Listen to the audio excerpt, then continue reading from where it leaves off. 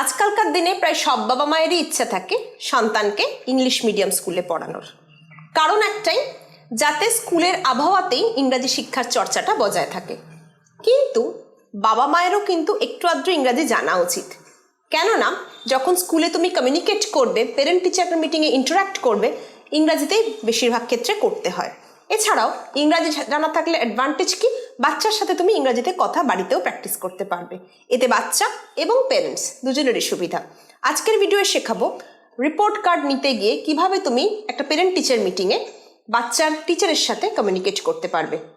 তোমাদের যাদের বাড়িতে বাচ্চা আছে ইংলিশ মিডিয়াম স্কুলে পড়ে কিন্তু তোমরা ইংরাজিটা এতটা ভালো জানো না, তাদের জন্য আজকের ভিডিও দেখতে থাকো। যখন তুমি স্কুলে যাবে তখন কিভাবে ঢুকবে ঘরে? May I come in sir, অথবা may I come in madam, ভেতরে আসতে পারি স্যার, অথবা ভেতরে আসতে পারি ম্যাডাম, এইভাবে তোমরা শুরু করবে। এরপর টিচার বলবেন যে yes come in, yes please come in, হ্যাঁ আসুন। তখন তুমি তোমার নিজের পরিচয় দেবে। কি বলবে? Thank you sir, I am dash, mother or father of dash. প্রথম ড্যাশে তোমার নাম, পরের শূন্যস্থানে তোমার সন্তানের নাম। For example, I am mister Raj Roy, father of Atul Roy, অথবা I am Rani Roy, mother of Atul Roy. ঠিক আছে, এক লাইনে তোমার পরিচয়, তুমি সন্তানের বাবা মা সেই পরিচয়টা দিয়ে দিলে। এরপর তুমি বলবে যে তুমি বাচ্চার রিপোর্ট কার্ড কালেক্ট করতে এসছো। কি বলবে? যে I have come to collect the annual report card of my son or daughter. যে আমি আমার বাচ্চার বার্ষিক পরীক্ষার রিপোর্ট কার্ড রেজাল্ট নিতে এসেছি, ছেলে অথবা মেয়ের। ঠিক আছে, I have come to collect the annual report card of my son or daughter. Clear? এরপর টিচার বলবেন ইয়েস, যে আপনার সন্তান প্রোগ্রেস করছে কিন্তু কিছু কিছু সাবজেক্টে আরেকটু উন্নতি দরকার। কি বলতে পারে teacher? Yes, your child is progressing, progress মানে উন্নতি করা, your child is progressing, but he needs improvement in some subjects like maths or science. যে হ্যাঁ, আপনার বাচ্চা উন্নতি করছে কিন্তু কিছু কিছু সাবজেক্টে আরেকটু ডেভেলপমেন্ট বা ইমপ্রুভমেন্ট দরকার, যেমন হচ্ছে অঙ্ক বা বিজ্ঞান। তুমি তখন কি বলবে? যে হ্যাঁ, একদমই পড়াশোনা করে না, একদম রেগুলার পড়তে বসে না, অ্যাটেনশন খুব কম, মোবাইল গেমে অ্যাডিক্টেড। আমরা হয় না টিচারের সাথে খুব খোলামেলা আলোচনা করি সন্তানের বিষয়। কিভাবে ইংরাজিতে বলবে? কি বলবে? ইয়েস স্যার বা yes madam, he does not sit for homework daily. সে একদমই হোমওয়ার্ক করতে রোজ বসে না। His attention span is very low, মনোসংযোগ খুব কম।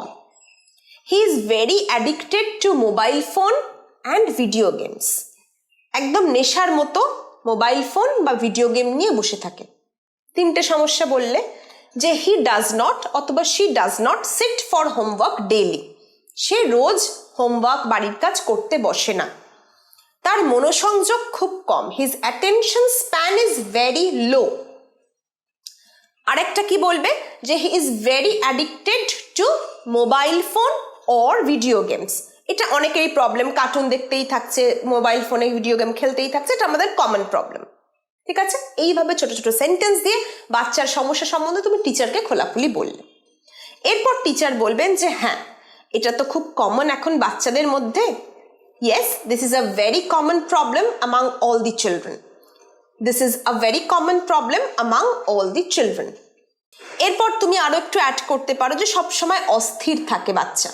পেরেন্ট হিসেবে কি বলবে? Yes sir, my child also remains restless always. Restless মানে অস্থির।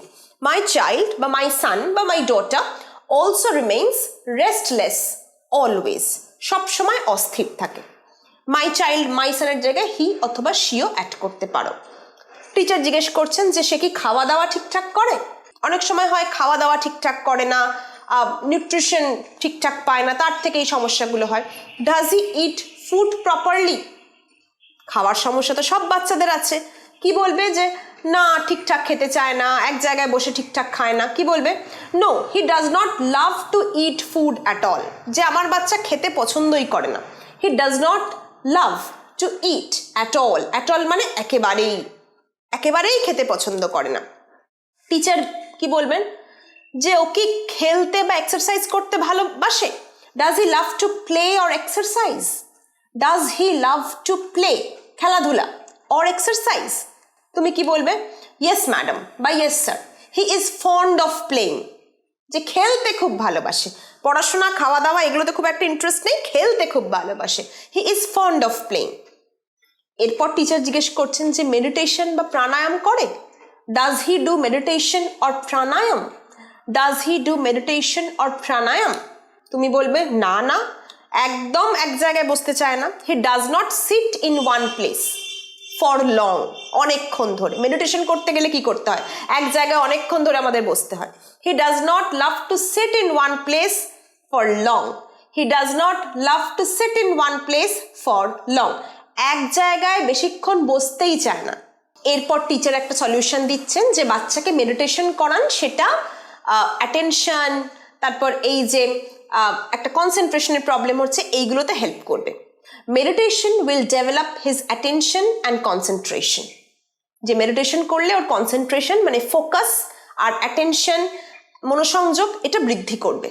Meditation will help or will develop his attention and concentration. তুমি কি বলবে? Thank you so much madam. Teacher কি বলবেন যে ইউ আর ওয়েলকাম, আপনি অনেক ধন্যবাদ, welcome. Keep me updated about his progress.